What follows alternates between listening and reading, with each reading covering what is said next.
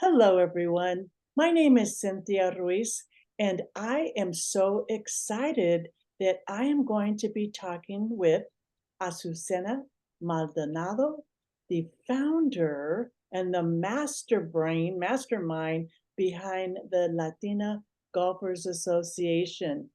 Hi, Azucena.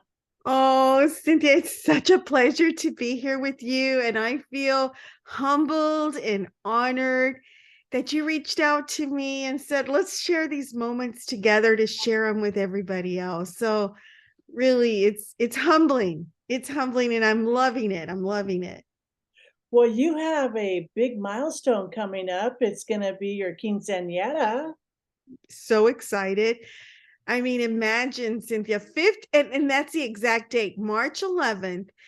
15 years ago on March 11th, we gathered 94 Latinas, showed up without any real expectations except let's find out what Latina golfers is all about and let's make it a possibility. I just put it out there in the universe and I said, let's try this possibility. Let's create this possibility of a Latina Golfers Association. And the women responded on March 11th, 15 years ago, and 94 women gathered and showed up, said presente, and it's just been growing exponentially since then.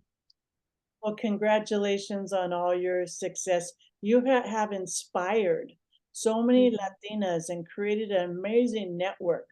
But today, I am going to talk about a different topic with you. What I want to talk about is how you turned a big challenge into a miracle. Tell me about your health challenge and your healing journey. Well, not a lot of people know yet. Some people know, but last year I was diagnosed with kidney cancer.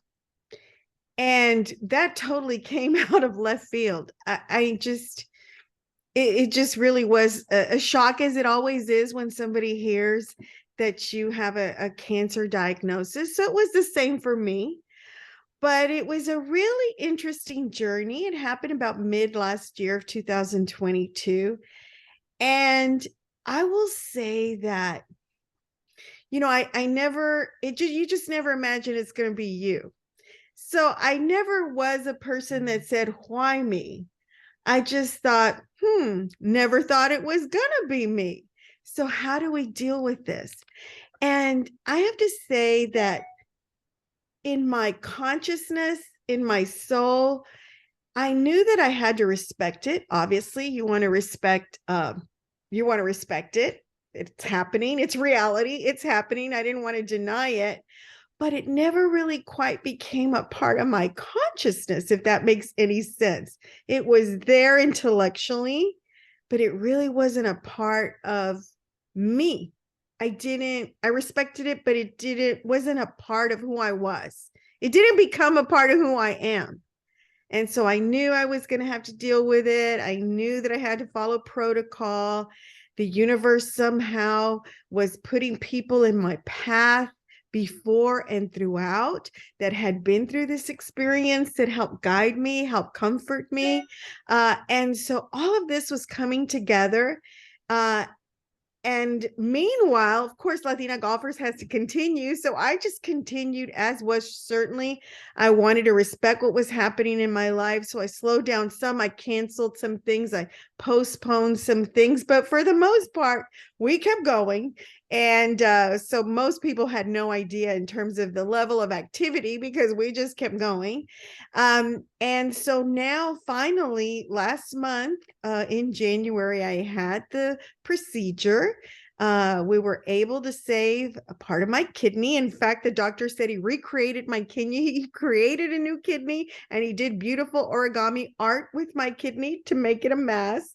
So I thought that was kind of neat. And I'm so elated and grateful to report that I am, according to my doctor, according to what I know, is that I am cancer free. And so it's a lot to celebrate. Yes, we're cancer free. And then we've got March 11th, Quinceanera, right around the corner. Well, thank you for sharing that because I think it's important to remember when you Mhm. do get a diagnosis, because I'm sure it's shocking, when you hear the word cancer, but you Yes. did not let the diagnosis define who you are as a woman. And that is amazing.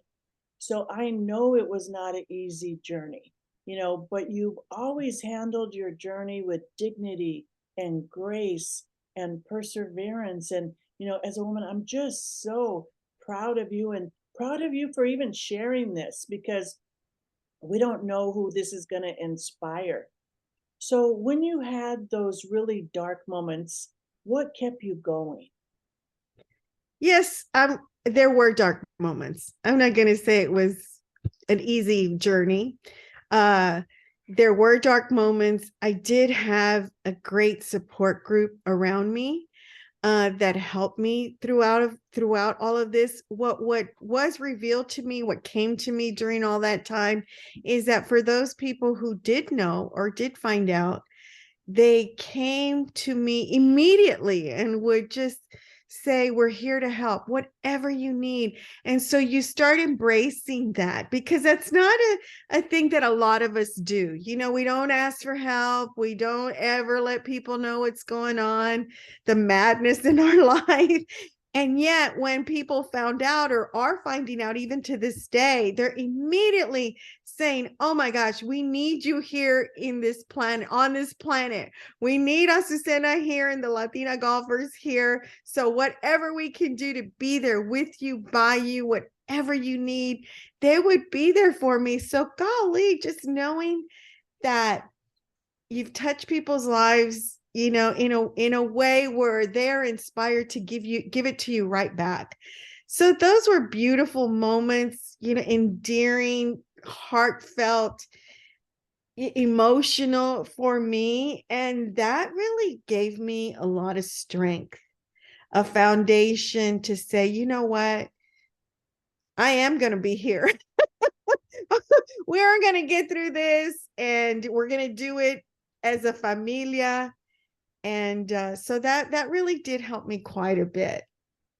So, what is one message that you want to give to people that are currently struggling with their own health issue? You know, uh, it did come very naturally to me to sort of compartmentalize it, to know it's there, to know whatever issues that you might be facing, it's a reality. We're living in a real world. We have to accept facts that are happening at us, and to us, but just sort of being able to put it aside and go, oh, it is a part of what's happening, but let's not let it totally consume us, because we've all seen we've all seen in many circumstances, not only health, we become totally consumed with that, and then it eats us up, and then it beats us. So if we can just say, okay, this is what it is. And I know some people's challenges are far bigger than what I had to face. But I think the same is true. We are whole. We are perfect, whole human beings. And that's a fact. And so that's just one part of us. So let's take the bigger part of us and be strong that way in order to conquer and manage the other part. So I would just say, just don't let it consume you. Let's compartmentalize. Let's say, what's important? What do I have to do right now? What do I have to do to take care of my health? What do I have to do to deal with myself so that I can conquer this, so that I can take care of this? Who do I need to reach out to? What do I need to be doing? And so following those steps, and it is inside of us. It's inside of us. We just need to connect with that piece of it and just don't let it consume or overwhelm us. Well, Azucena, it's an honor to call you a friend. You are so inspiring on so many different levels. And now overcoming this health challenge and being cancer free, girl, you're going to inspire the world. So I really appreciate you taking the time to share this story. And I appreciate everyone that's listened. Oh, Cynthia, thank you so much for giving me this platform, this opportunity. It's not something that's necessarily easy or natural for me to just share with everybody, or when I come across people, it's not the first thing I want to say to them, like, oh, I have cancer, or, I'm going through this. No, but people do want to help us. People do want to embrace us. People do want to be there for us. So it is a gift to allow it to happen, to allow our friends and sometimes people we don't even know that we have touched in some way want to be there for us. So let's just allow that to happen. And so I appreciate you so much for being one of those people in my life that have inspired me and been there and been a stand for me. Thank you. Well, there you have it, Azucena Maldonado. She is a amazing inspiration to us all, and thank you so much. Thank